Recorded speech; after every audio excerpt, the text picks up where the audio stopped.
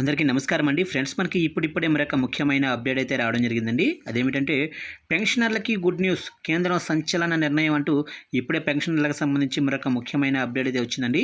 అయితే ఇందుకు సంబంధించిన పూర్తి వివరాలు అయితే మన వీడియోలో తెలుసుకుందామండి. వీడియో మాత్రం ఎక్కడ స్కిప్ చేయకుండా చూడండి ఫ్రెండ్స్, అప్పుడే మనకి పూర్తి సమాచారం అయితే తెలుస్తుంది. ఇక లేట్ చేయకుండా వివరాల్లోకి వెళ్ళిపోదాము. ఇక ఉద్యోగుల పెన్షన్ కేసుల్లో జరుగుతున్న జాప్యంపై దృష్టి సారించింది కేంద్ర ప్రభుత్వం.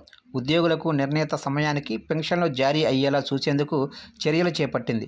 పెన్షన్ల మంజూరు ఆలస్యమవుతుండడంతో కేంద్ర ప్రభుత్వ ఉద్యోగులకు ఆర్థిక ఇబ్బందులు ఏర్పడుతున్నాయన్న ఆందోళనల నేపథ్యంలో సమస్యలు పరిష్కరించేందుకు కీలక నిర్ణయం తీసుకుంది.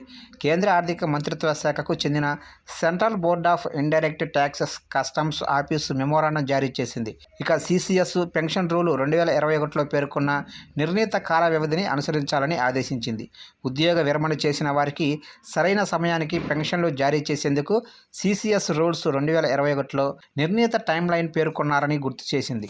ఇక కేంద్ర ప్రభుత్వ ఉద్యోగుల్లో రిటైర్మెంట్కు సమీపంలోకి వచ్చిన వారికి పెన్షన్ల మంజూరుకు సంబంధించి సిసిఎస్ రూల్స్ 2021లో స్పష్టమైన టైం లైన్ ఏర్పాటు చేశారు.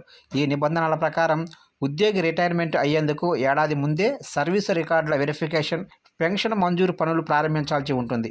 ఆ తర్వాత ఉద్యోగ విరమణకు 6 నెలల ముందే సదరు ఉద్యోగి ప్రధాన కార్యాలయానికి అవసరమైన డాక్యుమెంట్లు పంపించాల్సి ఉంటుంది. ఇక వాటిని పరిశీలించి హెడ్ ఆఫీస్ పెన్షన్ అకౌంటింగ్ ఆఫీసులకు రిటైర్మెంట్కు 4 నెలల ముందే పెన్షన్ కేసులను పంపించాలి.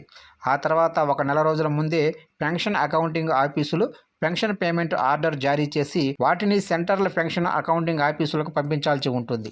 ఇక ప్రభుత్వ ఉద్యోగి పెన్షన్ గ్రాడ్యుయేటీని ఖరారు చేసేలోపు పదవి విరమణ చేసే ఉన్న సందర్భంలో తాత్కాలిక పెన్షన్ల మంజూరు చేయాలని సిసిఎస్ రూల్స్ 2021 చెబుతున్నాయి. ఇక అన్ని సందర్భాల్లోనూ పదవీ విరమణ ప్రయోజనాలను సకాలంలో చెల్లించేలా చూసేందుకు నిబంధనల ప్రకారం ఉద్యోగుల పెన్షన్ కేసులను ప్రాసెస్ చేసేందుకు టైం లైన్లను కార్యాలయాల అధిపతులకు అందించాలని పిఏఓలకు ఆదేశించడం జరిగింది అని ఆఫీసు మెమోరాండంలో పేర్కొంది కేంద్ర ఆర్థిక మంత్రిత్వ శాఖ.